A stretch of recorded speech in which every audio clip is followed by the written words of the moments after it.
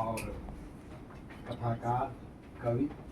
और आजकल इतिहास को विषय बनाकर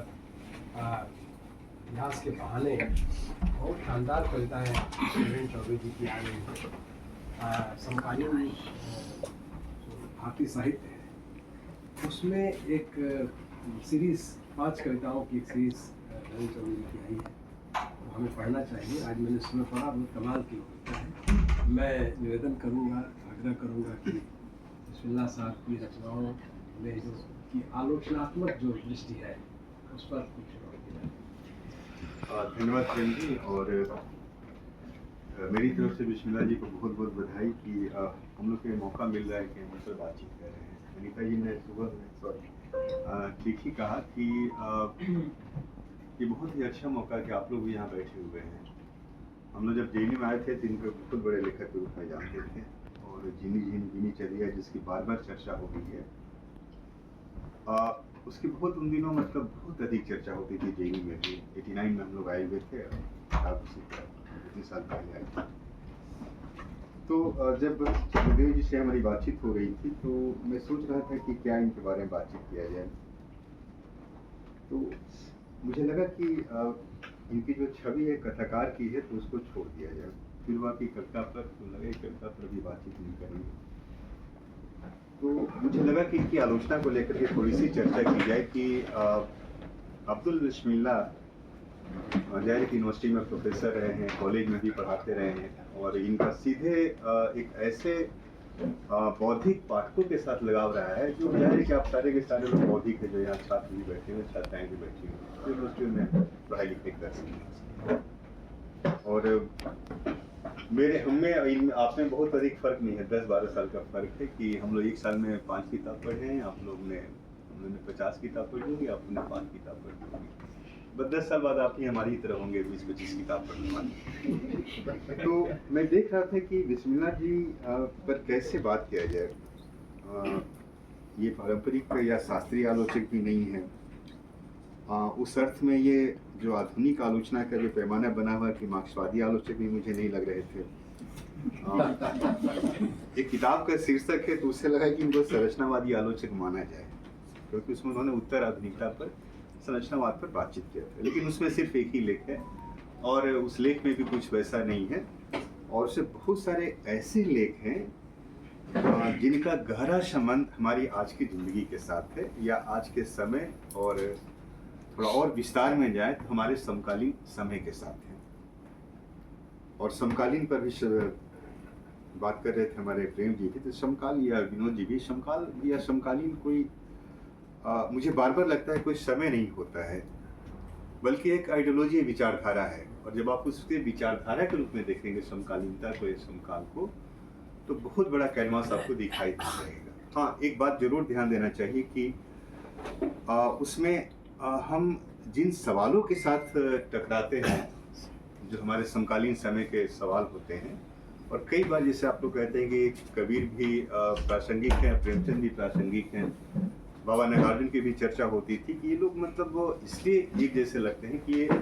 अपने समय के जिन सवालों से टकराते हैं वे सवाल आज भी हमारे समाज में और हमारे समय में मौजूद हैं, और ये हमेशा एक तरह से प्रासंगिक बने रहेंगे। और इसीलिए लेखक जब समकालीन समय सवालों से टकराता है तो बहुत बड़ी बात होती है। वही मैं देख रहा था कि ये जैसे अनीता भारती की तरह स्मितावादी आलोचक भी नहीं है, और फिर मैं देख रहा था कि मतलब जो एक आलोचक होता है, जो पुराने हमारे आलोचक हैं, रामविलास शर्मा हैं, या नामवर जी हैं, या फिर रामचंद्र शुक्ल हैं, जिनके बारे में भी इन्होंने लिखा भी है इस किताब में कि एक आलोचना त्रयी की चर्चा करते हैं बिस्मिल्लाह जी, जिसमें सिद्धांत सिंह चौहान है, रामविलास शर्मा है और नामवर सिंह, ये तीनों को एक साथ खड़ा करके देखते हैं कि जाहिर है कि जो हमारा पिछली सदी का जो समय रहा उसमें 1950 के बाद लगातार एक त्रयी की परंपरा बनी। कहानी में कमलेश्वर थे, मोहन राकेश, और फिर आपके राजेंद्र यादव ने बनाई। ऐसे ही धीरे धीरे मंगलेश डबराल ने 4 वाली बनाई, जिसमें असद जैदी थे, मंगलेश डबराल थे, विष्णु नागर थे, और चौथे कौन थे, बिस्मिल्लाह जी। 4 लोग ने बनाई थी वहाँ पर। शायद इबारे भी तो नहीं थे उसमें, इबारे भी थे नहीं, वो नहीं, एक और कोई कवि थे। तो ये जो नज़रिया होता है, कहीं न कहीं इसके ज़रिए जो कोई आलोचक होता है, लेखक होता है, वह एक तरह से आइडेंटिफ़ाई करता है कि ये जो सारे हमारे 3-4 जो हमारे अ, लेखक हैं या कवि हैं, कैसे अपने समय के सवालों को देख रहे हैं और उसके देखने में नज़रिया में क्या फ़र्क है। तो फिर मैं वही देख रहा था कि ये जो तीनों चारों बड़े आलोचक हैं, ये 4 तरह से काम करते हैं। आप लोग जानते हैं कि आप लोग छात्र हैं, यूनिवर्सिटी कॉलेज के विद्यार्थी हैं। जब आलोचना की बातचीत होती है तो कहते हैं कि आलोचना का 2 पक्ष बहुत बड़ा पक्ष होता है। एक सैद्धांतिक पक्ष होता है जिसमें जैसे आप कालशास्त्र से टकराते हैं, मार्क्सवाद से टकराते हैं। दूसरा उसका व्यवहारिक पक्ष होता है जिसमें आप कवियों और लेखकों के बारे में बातचीत करते हैं। तीसरा एक आलोचक जो सबसे बड़ा काम करता है कि इन दोनों चीज़ों को समझने की प्रक्रिया में उसे लगता है कि बहुत सारे काम वो नहीं कर सकता है, तो वो अनुवाद का काम करता है। जैसे हमारे हुदा साहब काम कर रहे हैं, सारा काम एक आलोचक एक लेखक नहीं कर पाता, आलोचक तो कम से कम नहीं कर पाता है। तो कई बार वो दूसरी ज़बान के दूसरी भाषाओं के लेखकों का अनुवाद करके काम चलाता है। हिंदी में शुक्ल जी ने भी बहुत अनुवाद किया, रामविलास शर्मा ने भी किया, और जो भी बड़े आलोचक दिखाई देते हैं, चाहे मैनेजर पांडे, सब लोगों ने बहुत अनुवाद का काम बहुत भारी किया। लेकिन जो सबसे बड़ा सवाल होता है कि ये जो सारे का सारा जो आपका सिद्धांत है, जो व्यवहार है, जो अनुवाद है, जो बहुत सारे हमारे समय के सवाल है, उनको आप कहाँ पर रख करके देखेंगे। और यहीं से एक आलोचक की जो पूरी तस्वीर बननी शुरू होती है। और जाहिर है कि हम लोग कहते हैं कि इन सब का सबसे बड़ी जो जगह होती है, इतिहास होता है, और उसी इतिहास के अखाड़े में आप सारे सवालों को लेकर के देखते हैं। तब मुझे लगा कि बिस्मिल्लाह जी पर हम किस तरह से बातचीत करें। जो आपसे मैं कह भी रहा था कि बिस्मिल्लाह जी के अंदर ये सारी चीज़ें, ये उस तरह के, मतलब जब मैं पढ़ना शुरू किया तो लगा कि उस तरह का आलोचक है ही नहीं है। एक चीज़ धीरे धीरे बन रही थी कि ये आलोचना में भी बहुत क्रिएटिव तरीके से बात करते हैं। मतलब कि जैसे आलोचकों की भी एक मतलब मुद्रेश जी की किताब है कहानी पर, उसमें लिखते हैं कि कहानी के आलोचक जो कुछ शुद्ध आलोचक हैं, जैसे हमारे नामवर सिंह शुद्ध आलोचक हैं, सुरेंद्र चौधरी शुद्ध आलोचक हैं, कुछ ऐसे हैं जो कहानीकार भी हैं, आलोचक भी हैं, जैसे राजेंद्र यादव जैसे लोग कहानियाँ भी लिखते हैं, आलोचना भी लिखते हैं। और इसी तरीके से फिर होता है कि कुछ लोग शुद्ध, मतलब कहिए कि कहानीकार होते हैं या फिर शुद्ध आलोचक होते हैं। तो कई बार लगता है कि आलोचना में जो सबसे बड़ा मसला होता है कि जो लेखक के साथ भी होता है कि लेखक भी कई बार क्या करता है कि उसके समय का जो सच होता है उसको अपनी रचना में लेकर के आता है। चाहे मध्यकाल के कवि हों, कबीर हों, तुलसी हों, या फिर आधुनिक काल के बड़े बड़े लेखक हैं। और फिर आलोचक की जो सबसे बड़ी भूमिका होती है कि जो सच लेखकों ने लिखा है उस सच की वह ठीक ठाक व्याख्या करना शुरू करे। तो हम कह सकते हैं कि आलोचक की जो सबसे बड़ी भूमिका होती है कि वह अपने समय के जो सवाल है, जो सच है, उसको समझने की भी कोशिश करे, उसको पकड़ने की कोशिश करे। और इस नाते जब मैं अब्दुल बिस्मिल्लाह जी को देख रहा था तो मुझे लग रहा है कि ये बहुत बारीकी के साथ अपने समय के सवालों को पकड़ने की कोशिश करते हैं और पकड़ते ही हैं। अब ये है कि मतलब इनकी जो समझ है समय को लेकर के और जो समय हमारा चल रहा है, दोनों में भी कहाँ तक कैसे तालमेल, जिससे मान के चला जाए कि अभी जो हमारा समय है, जिस समय हम रह रहे हैं, इसमें तब्दीलियाँ या यह समय बनना शुरू हुआ था पूरी दुनिया में सेकेंड वर्ल्ड वार के बाद, जब अमेरिका रूस का सीक्यूट का दौर शुरू हुआ। और एशिया में हम कह सकते हैं कि दक्षिण एशिया में या फिर मध्य एशिया में खास करके मतलब 1950 के बाद दूसरी और तीसरी दुनिया के जो देश थे वहाँ पर चीज़ें बननी शुरू हुई थी। और कहा जाता है कि उसका सबसे बड़ा जो कारण था कि 1950 के आसपास लगभग पूरी दुनिया गुलामी से मुक्त होती है। जो दो बड़े सवाल थे जिससे मतलब पुराने समय के लेखक टकराते थे, उपनिवेशवाद से और दूसरा साम्राज्यवाद से। और 1950 तक आते थे लगभग पूरी दुनिया मतलब कहा जाता है कि मुक्त होती है। और उससे फर्क यह पड़ता है कि उस पूरे समय में दूसरी और तीसरी दुनिया के जो देशों की जो आवाज़ थी वो आनी शुरू हो जाती है। इसका मतलब यह भी होता है कि उन देशों में जो मतलब लेखक रह रहे थे, जो कलाकार रह रहे थे, जो चित्रकार थे, या जो मतलब लोक साहित्य के या लोक से जुड़े जो या नाटक लिखते थे, वे लोग भी देख रहे थे कि कैसे उस समय के सारे सवाल बहुत बारीकी के साथ बन रहे हैं, उसके साथ अपने भी इंगेज करना शुरू करते हैं। और तब लगा कि जो सबसे बड़ा परिवर्तन दिखाई पड़ता है 1950 के बाद, कि जिस कैपिटल या पूंजी की चर्चा बार बार होती थी, वह पूंजी धीरे धीरे मतलब थोड़ा सा डाइवर्ट होती है, एक कहते हैं कि उत्तर औपनिवेशिक दौर में प्रवेश करती है, जिसके बारे में बहुत चर्चा होती है। हिंदी आलोचना में भी महेंद्र पांडे भी काफ़ी चर्चा करते हैं, और बाहर के आलोचकों में फ्रेडरिक जेम्सन सबसे अधिक चर्चा करते हैं, लेट कैपिटलिज्म की चर्चा करते हैं, कैसे उसमें परिवर्तन आता है। तो आज का जो हम अपना समाज देख रहे हैं, जिस समाज में हम रह रहे हैं, उस समाज के बारे में कहीं कुछ दौर में जो एक परिकल्पना होती है, जैसे समाजशास्त्र में हैबरमास से एक परिकल्पना करते हैं कि आने वाले समय में कैसा समाज बनने वाला, तो कहते हैं कि आने वाले समय में मतलब जो हमारी सत्ता होगी, जो पावर स्टेट होगा, और जो एक तरह से मतलब कहा जाता है कि जो अखबार या इस तरह के जो विज्ञापन की जो चीज़ें होगी, ये सारी की सारी चीज़ें मिल करके एक नया तंत्र विकसित करेगी, और पूरा का पूरा उसमें एक ऐसे बौद्धिक वर्ग का उदय होगा जो कहा जाता है कि वह फिर मतलब उसकी संख्या 5% होगी, या बहुसंख्यक वर्ग होगा वो 95% होगा। मतलब उस 5% बौद्धिक वर्ग का हम बौद्धिकता का उपयोग 95% लोग करेंगे। जैसे मान लीजिए फेसबुक बना, एक आदमी ने बनाया, 2 आदमी ने, हजारों लोग उसको उपयोग कर रहे हैं, तो हम एक तरह से धीरे धीरे इस नई आर्थिक व्यवस्था में हम उनके ढेर टूल्स होते जाएंगे। मतलब हमारा कुछ ऐसे तो औकात नहीं होगी, हम दूसरे के हिसाब से काम करेंगे। तो कई बार मैं देख रहा था कि बिस्मिल्लाह जी बहुत बारीकी के साथ जो 3-4 सवालों से जो बार बार टकराते हैं, बहुत बारीकी से साथ टकराते हैं, जिसके बारे में भी आपने कहा ना कि सूक्ष्म मतलब एक तरह से इस्लाम पर हमला करते हैं, मतलब उस बनारस वाली गोष्ठी के बहाने कहा। और 3 सवाल बड़े सवाल के रूप में दिखाई पड़ते हैं, खास करके पूंजी की संरचना में आज जो बदलाव है, और दूसरा सामाजिक संरचना में जो बदलाव होता है, और सामाजिक संरचना में तीनों चीज की चर्चा कर सकते हैं, जाति की भी, प्रजाति की भी, नस्ल की भी चर्चा कर सकते हैं। और तीसरा जो है, जो राजनीतिक जो संरचनाएं हैं, खास करके जो हम चर्चा करें तो उपनिवेशवाद साम्राज्यवाद के बाद जो तब्दीलियां होती हैं, और जो तीसरी दुनिया के देश जब आते हैं, तो उसमें जो सबसे बड़ा दिखाई पड़ता मसला कि सीधे मतलब खेती बाड़ी के बहाने या कृषि के बहाने हम उस पर टकराना शुरू करते हैं। और अब्दुल बिस्मिल्लाह जो सबसे बड़ी बात है कि इस पूरी प्रक्रिया में इस तरह की चीज़ों को लेकर के बहुत बारीकी के साथ बातचीत करते हैं, बहस करते हैं, और उनके साथ टकराते भी हैं। अब मान लीजिए कि पूंजी वाला जो मसला पर हम लोग जो बातचीत कर रहे थे, तो उसमें आप गौर करेंगे कि इस पूरी प्रक्रिया में जो मसला दिखाई पड़ता है इनके पूरे लेखन में, आप झिली झिली बनी चर्या की बात कर रहे थे, तो उसमें भी आप गौर करेंगे कि जिस मतलब बैंकिंग सिस्टम की बात हो रही है, ये फाइनेंशियल कैपिटल की चर्चा हो रही है, उसके उपयोग की चर्चा हो रही है, तो वहाँ पर दिखाई पड़ता है। और इसमें जो सबसे बड़ा जो इसको समझने का जो नज़रिया है कि उसमें बिस्मिल्लाह जी बहुत बारीकी के साथ कबीर के बहाने, या कहिए कि मतलब उस चीज़ों के बहाने एक बात की चर्चा करते हैं कि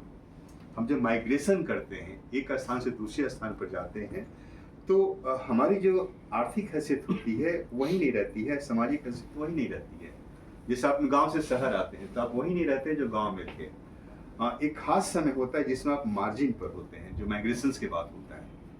तो कबीर के बारे में भी जब ये बातचीत करते हैं, कबीर तो इनके पूरे उपन्यास में भी छाए हुए हैं, और फिर कबीर बाहर भी कई बार कबीर आते हैं इनके। लगता है कबीर से बिस्मिल्लाह जी का मतलब बहुत गहरा एक तरह से मतलब लगाव है, या कहिए कि मतलब वह भी, ये भी उनको गढ़ते हैं, और वह भी इनको गढ़ते हैं कबीर।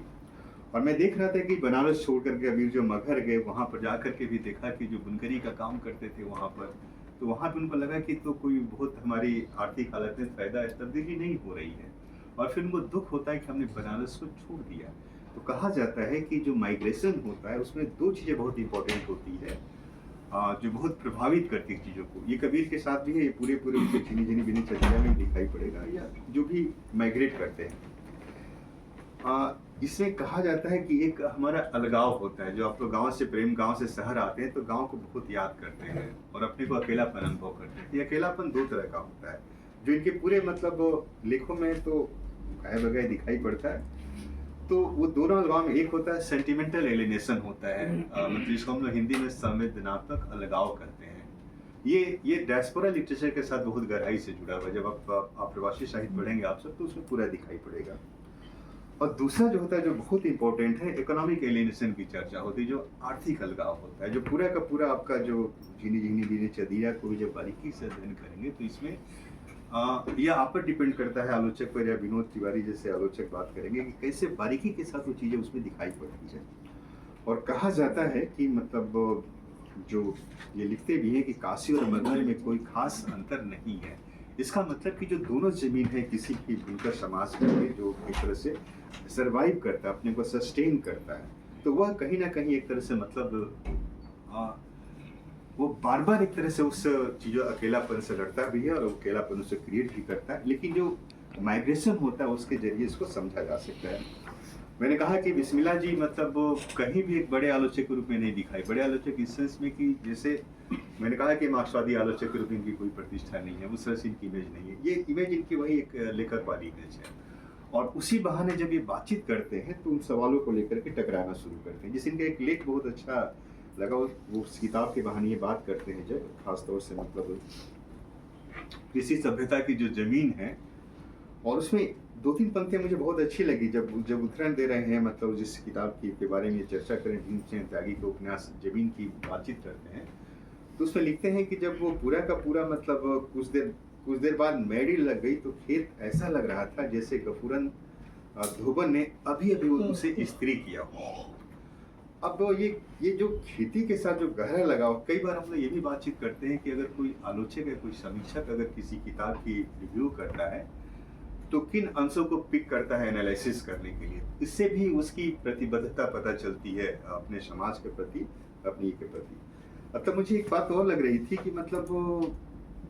फूस की रात कहानी आप लोग को याद होगी, वहां पर भी मतलब उस बात की चर्चा होती है कि अभी जिस कहानी की चर्चा हो रही थी कमरा ही मेरा देश है, तो उसमें भी आप गौर करेंगे कि उसमें जब बातचीत होने लगती है तो कहता है फूस की रात में, जब ये दो उर्दू और खास करके जो हिंदी टेक्स्ट को लेकर जब एनालिसिस करते हैं तो वहाँ पर भी जिस शब्द को कोट करते हैं, तो जिसको उदाहरण को लेते हैं तो उसमें यही उदाहरण लेते हैं कि किसान का बेटा होकर अब मजदूरी न करूँगा, चाहे कितनी ही दुर्गत हो जाए, खेती का काम न बिगाड़ूंगा। तो यह जो एक तरह से मतलब वो कहा जाए कि जो एक मतलब अब ये अगर किसानी करना, खेती बाड़ी करना, आप मान कर चल रहे हैं कि जिस औपनिवेशिक काल की प्रेमचंद अपने साहित्य में चर्चा करते हैं, जो दौर आता है वो कहीं ना कहीं मतलब एक खास प्रकार के आर्थिक या कहिए कि मतलब उसी मतलब फाइनेंस से जुड़ा हुआ मसला है जिसके बारे में, और झिनी झिनी में चदरिया में तो बहुत बारीकी के साथ बहुत हिसाब किताब की भी चर्चा करते हैं कि इनको 82 रुपया है, इतना बाकी है, इनको इतना बाकी है तो इनका इतना बाकी है। तो ये सब जो जैसे प्रेमचंद ये सब काम करते थे अपने नॉवेल्स में भी, तो ये करते हैं। तो मैं देख रहा था कि ये मतलब चर्चा के क्रम में सवालों को भी लेकर के आते हैं। लेकिन ये जो दूसरी बात जो मुझे सबसे अच्छी लगी खास करके इनकी आलोचना वाले प्रसंग में, कि जो दूसरा बड़ा सवाल है कि आलोचक जो होता है आज के समय में, अगर कोई आलोचक अगर सामाजिक संरचनाओं के साथ अगर डिस्कस डिबेट नहीं करे तो फिर बहुत मुश्किल होता है। अनीता भारती जिस बात की तरफ इशारा कर रही थी कि बार बार मतलब जो सामाजिक संरचना जिसमें जाति का सवाल है, वर्ण का सवाल है, एक बड़े सवाल के रूप में दिखाई पड़ रहा है, जिसको हम दलित समाज के साथ भी जोड़ते हैं और फिर कई बार उसको मुसलमान के साथ भी जोड़ लिया जाता है, जिसकी तरफ हमारे बहुत सारे मित्र इशारा कर रहे थे।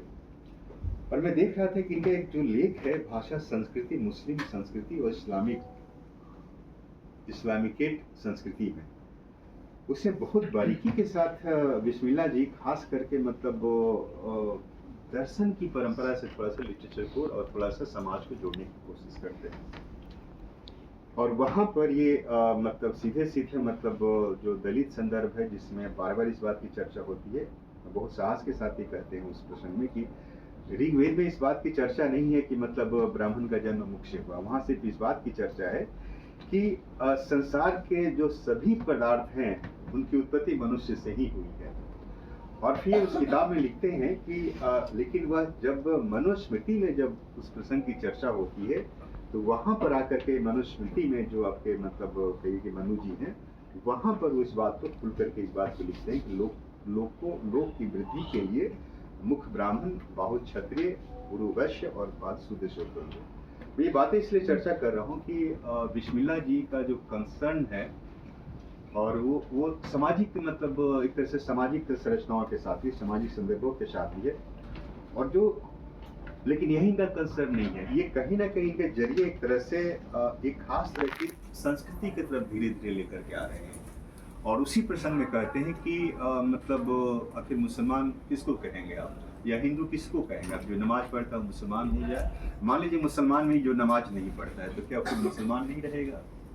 तो कहते हैं कि नमाज पढ़ना कोई मुसलमान होने का मसला नहीं है, या टोपी पहनने से कोई मुसलमान, या दाढ़ी बनाने से कोई मुसलमान नहीं हो जाता है।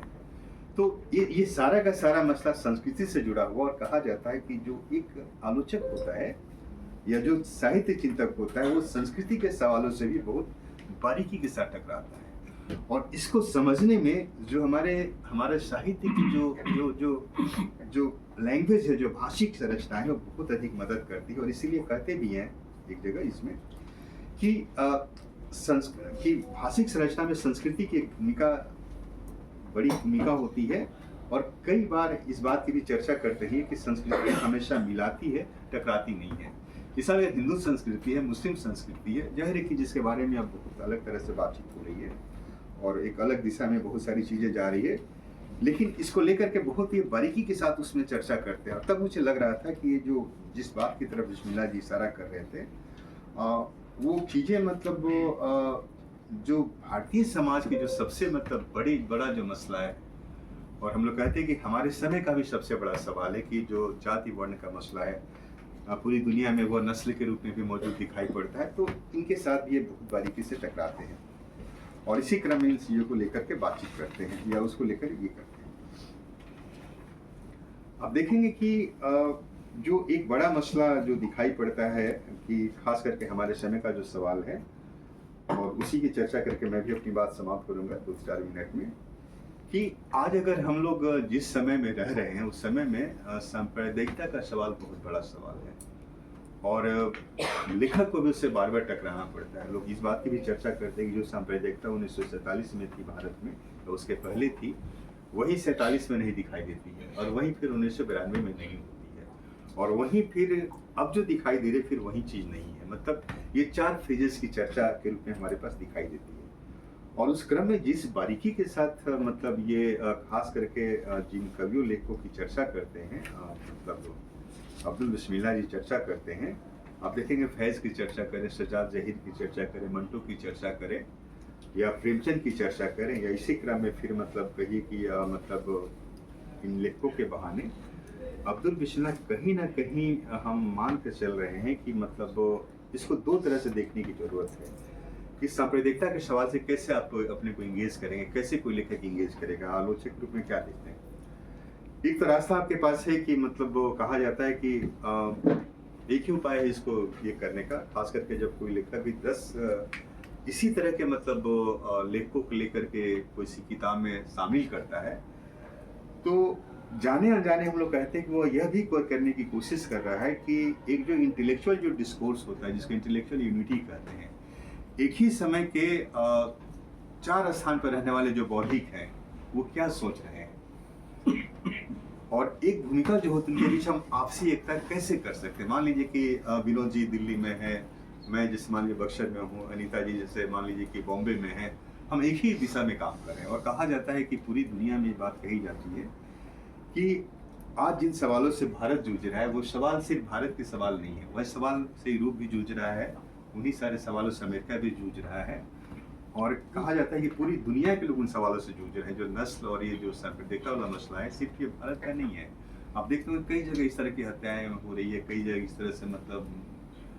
लंदन में भी होता है, यूरोप के फ्रांस में भी होता है, हर जगह ये चीज़ें दिखाई देती है, कोई कहीं ना कहीं आता है।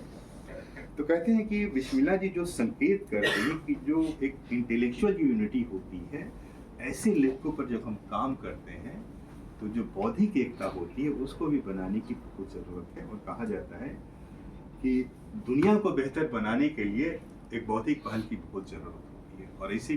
पहल जो होती है कहीं ना कहीं समाज को बेहतर बनाती है और उसको बड़ा करती है। और जो मुझे बार बार लग रहा था कि बिस्मिल्लाह जी एक बहुत क्रिएटिव क्रिटिक्स है, सृजनात्मक आलोचक है। आप बहुत ही क्रिएटिव तरीके से मतलब अपने समय के सवालों से टकरा रहे हैं। जाहिर है कि कहानियों में, उपन्यासों में बहुत बारीकी के साथ, बहुत प्रखरता के साथ टकराते हैं। आलोचना में शायद हो सकता है ये लिखते भी ये भूमिका में एक जगह कि मैं आलोचक नहीं हूँ, उस तरह से मैं बस जो सवाल मुझे जरूरी लगता है उस पर मैं बातचीत करता हूँ, उसको लिखने या उसको समझने की मैं कोशिश करता हूँ। तो इन्हीं बातों के साथ अपनी बात मैं समाप्त करूंगा और फिर मैं बधाई दूंगा कि